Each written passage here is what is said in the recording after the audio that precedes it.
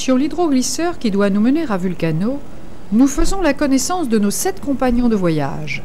Tous sportifs de bon niveau, adeptes de randonnées pédestres ou d'escalades en montagne, leur technique et leur expérience s'avéreront extrêmement utiles pour les néophytes que nous sommes.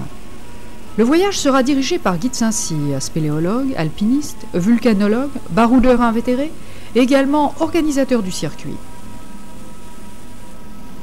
Éparpillées dans la mer Tyrrhénienne, les îles éoliennes sont au nombre de 7 et doivent leur nom au dieu du vent, Éole.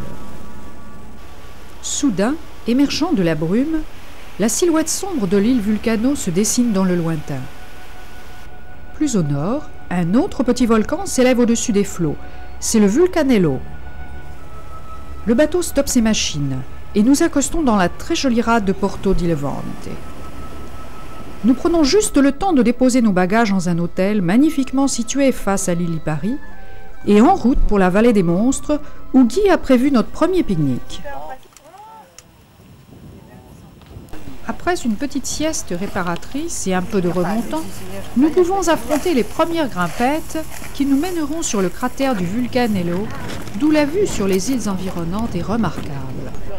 En fin d'après-midi, nous découvrons les célèbres bains de boue sulfureuse, très prisés des curistes qui y soignent leur peau et leur rhumatisme.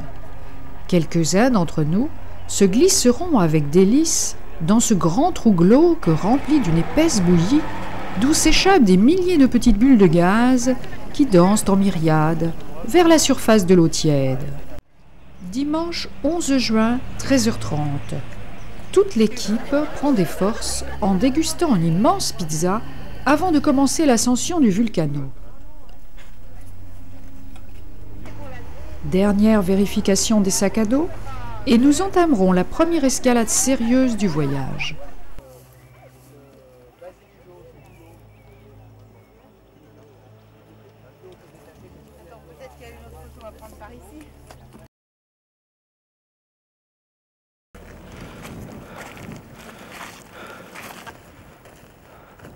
Quoi? À gauche, tout, oui, c'est bon, tu peux monter.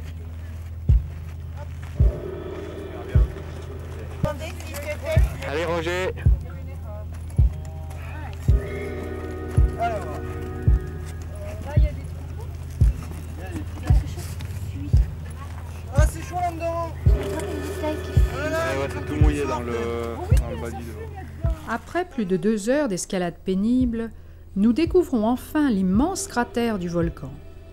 À la suite de Guy, un premier groupe s'apprête à franchir la faille tapissée de soufre qui crache ces épaisses fumerolles dont la température ne cesse d'augmenter depuis plusieurs années.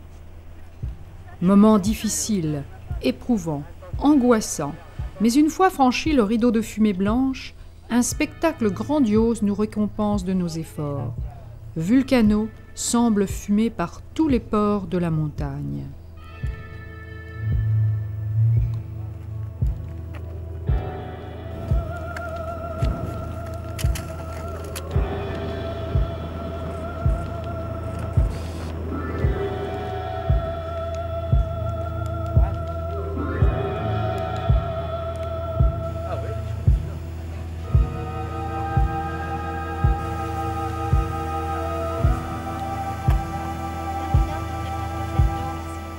Un tour complet du cratère s'impose, car la vue est encore plus belle du point culminant de la fossa, situé à 391 mètres. Encore un dernier effort pour atteindre le fond du cratère, où nous bivouaquerons pour la nuit, et où nous pourrons préparer alors la plus surprenante des fondues qu'il nous ait été donné de déguster, l'énergie étant fournie par les gaz brûlants qui s'échappent du volcan. Ah, ça doit coller aux dents, ça. Qu'est-ce que ça donne? Est-ce que c'est assez relevé, là? C'est bien. On va peut-être lui mettre un peu de pinard. La soirée s'achève autour d'un feu de camp, sur lequel Guy versera du soufre afin de former de curieuses flamèches bleutées du plus bel effet. Lundi 12 juin, 5 heures.